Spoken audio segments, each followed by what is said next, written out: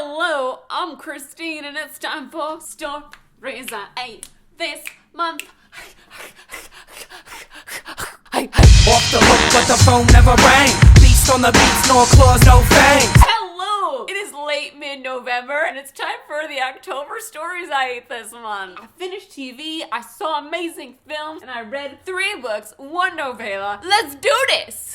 Bring your crew, invite the whole gang. The first book I have to show you that I finished was our October Booksplosion book of the month, Room Lovelyz by MEGHAN SHEPARD. In October, we worked with HMH. Room Lovelyz is an urban fantasy that takes place in Paris. My favorite part of this book was the magic system. It's so cool, and it makes so much sense, and there's so many limitations, and I love that because it just really grounds a magic system when you know its limits. Lord of the Rings and Star Wars, I'm just like, what is the magic rules though? In this world, there are witches, there are goblins, there are humans that are called pretties, and there are beasties. Our lead character, Anouk, is a beastie, and what a beastie is an animal that a witch has spelled into a human. So Anouk has been on Earth for like 1.5 years, but she appears to be like in her late teens. She's never left her owner's house. She's treated basically as her owner's slave. Like, this is a human being that this witch is treating like a pet. She's like her personal maid and servant in this house, and that's all Anouk knows. She really doesn't even register how mistreated she is. Our story kicks off when her witch, her madame, is murdered, and she doesn't know what happens now. She's in the house, and if someone finds her there, then they're probably gonna pin it on her, but she's never left the house before, and the only people Anouk really knows are the other people that work for her madame. They are also beasties, so they take off together and soon find out that if they aren't respelled in the next 48 hours, then they're going to turn back into animals forever. So they won't be humans anymore. And once you become a human and you're not an animal anymore, like, you don't want to go back. If any of this sounds good, interesting to you, highly recommend giving this one a read.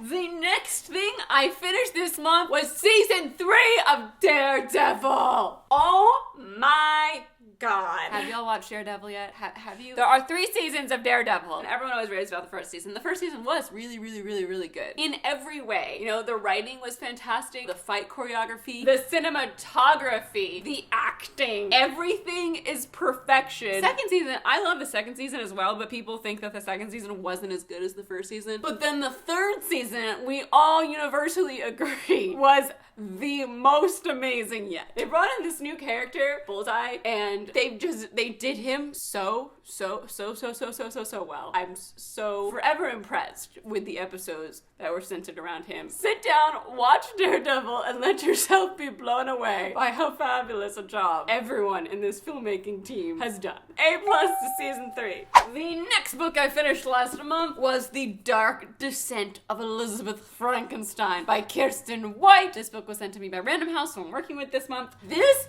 book was so dark and so creepy. It was the perfect Halloween read. And I did the audiobook, which was excellent. If you don't know, I'm an Audible affiliate. If you use my link in the description below, you get your first audiobook for free. Every morning when my alarm went off, I would turn it on, and it would get me up and out of bed and be my companion through breakfast and getting dressed and getting ready. And then when I finished it, the next morning, I felt so alone. I was like, where's Elizabeth Frankenstein to get me through the morning chores? I really enjoyed it, and I feel like I got a much deeper understanding of Elizabeth Frankenstein.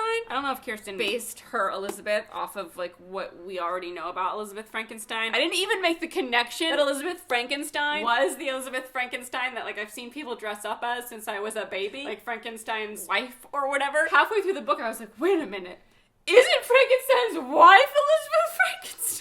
I really enjoyed this. I really enjoy creepy stuff. I'm afraid of horror stuff, but this walks the line of creepy and horror. It's very creepy. Elizabeth is a master manipulator because she's needed to be a master manipulator to survive. She's an orphan. She is adopted by the Frankenstein family for the purpose of being a friend to their son Victor, who is quite disturbed. We go from there. Dude, it's dark. It's well written. It's hard to talk about this without spoiling it. I'm trying to like say things that don't spoil things. If any of this sounds intriguing to you, I think you'd enjoy it. And if you don't feel like sitting down to actually read it with your eyes, the audiobook is a great choice. The next first movie that I saw in October was A Star Is Born. And damn, what an amazing film. I'm watching this movie knowing that I'm gonna be, you know, blown away by Lady Gaga because I've been singing her praises since Just Dance came out in 2008. I remember the week it came out on iTunes because I used to stalk iTunes for its new releases every week. And from that point on, I was a Gaga stan. I've heard so many people in the months leading up to A Star Is Born being like, I don't know if Lady Gaga's gonna be able to pull that off. And I'm just like,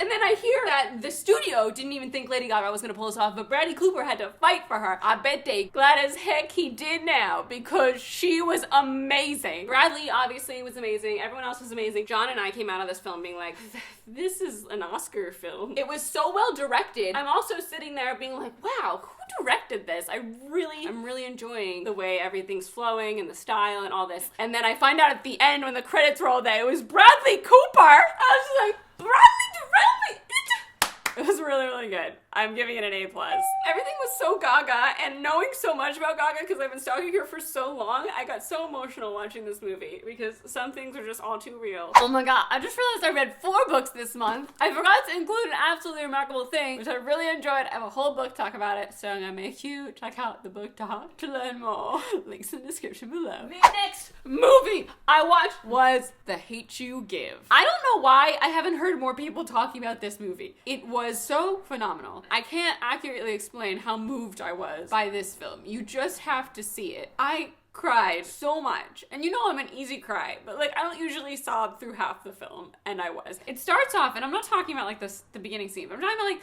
the first 20 minutes of the film, you're like, oh, this feels like a young adult adaptation. And then it isn't. The switch flips so quickly. Like all of a sudden you're like, oh my god. It's so much more than your average young adult adaptation. I cry all the time and everything's always fine with my makeup. So I leave the theater with no regard to how I look. We pass by the guys outside the theater who give me looks and I'm like, yeah, it's because I am sobbing. And then we go into the bathroom and there's 2 women in there and they're like, did you just get out of A Star Is Born? And I was like, no, I just got out of The Hate You Give.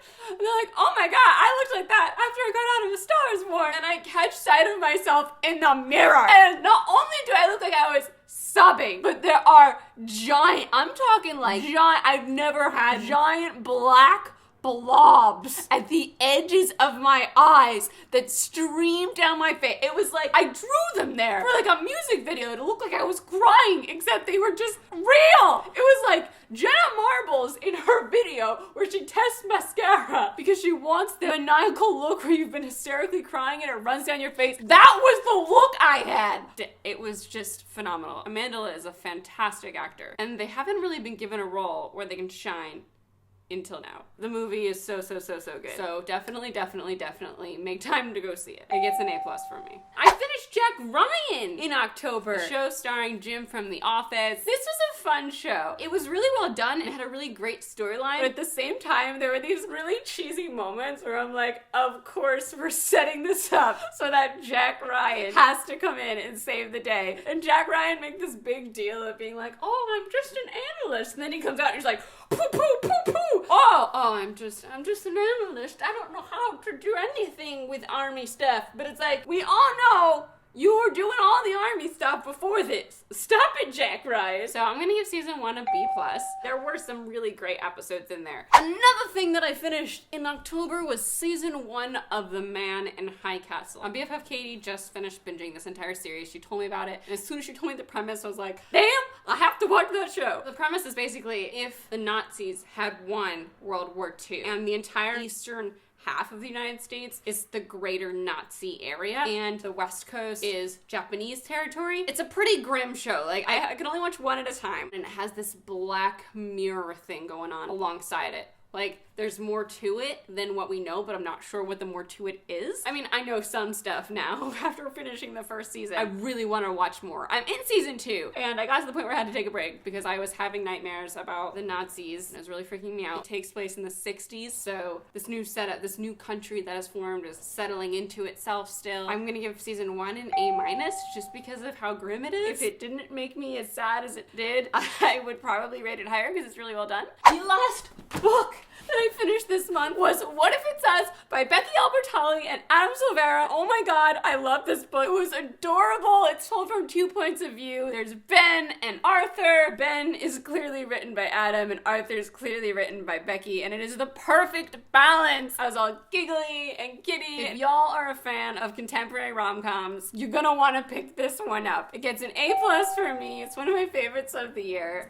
It was so cute! It's everything that I ever wanted in a Becky Albertalli and Adam Silvera book. Let's see, is there anything else I watched this month? I watched Hocus Pocus for the first time since I was like a youngin', and I found it so hilarious how bad it is. It's not bad, but you know, like how bad it is. Like, it's not bad. Like how campy, that's the word. It's great. I had so much fun rewatching it. I just can't believe how scared I used to be of it. That guy that comes out of the grave with his lips stitched up, I was horrified of him as a child. I guess I probably haven't seen it since I was like preteen. I don't know. It's been a long time. The main actor were so, I don't want to say bad, but they were not great. There was just so much about it that I was just like, whoa, what is this? Hocus Pocus gets an A- forever just because nostalgia, fun, campy factor. I love how the witches ho, ho, ho, ho. And the last thing I read this month was the first book from the Shadowhunter Market novellas, which I want to finish before I go into Queen of Air and Darkness. So I read the first one and I really enjoyed it. We got to see when Jace